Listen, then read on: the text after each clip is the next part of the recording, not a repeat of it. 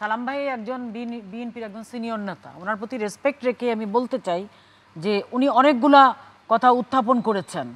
দেখুন, উনি কিন্তু বিএনপির একজন নীতি নির্ধারক, ভালো কথা বলছেন, এখন নীতি নির্ধারক।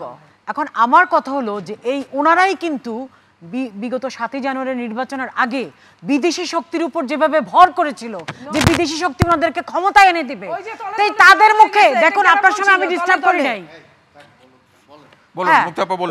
ওনারা যেভাবে বিদেশি প্রভুদের উপর ভর করেছিল, আরে মাথার থেকে তো নামেই না, ভর করে আছে। পরে ওনাদের মহাচ্ছন্ন মোহভঙ্গ হলো কখন? যখন দেখলো 7 জানুয়ারি জনগণ এসে ভোট দিল, শেখ হাসিনাকে নির্বাচিত করলো জনগণের সরকার, তখন তাদের মোহভঙ্গ হলো, তখন আবার বিদেশিদের বিরোধিতা শুরু করলো, বিদেশিদের সমালোচনা শুরু করলো।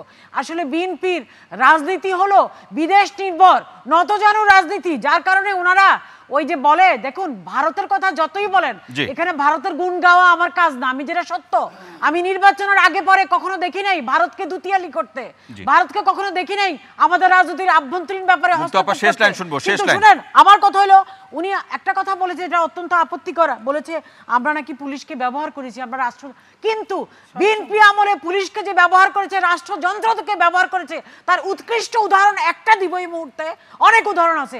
21শে আগস্টের গ্রেনেড হামলা, অসংখ্য ধন্যবাদ মুক্তাপা, অসংখ্য ধন্যবাদ। বীর মুক্তিযোদ্ধা আব্দুল সালাম ভাই কি বলবেন? হত্যা করতে চেয়েছিল এই নৃশংস বিএনপি, মুক্তাপা, অসংখ্য ধন্যবাদ, অসংখ্য ধন্যবাদ।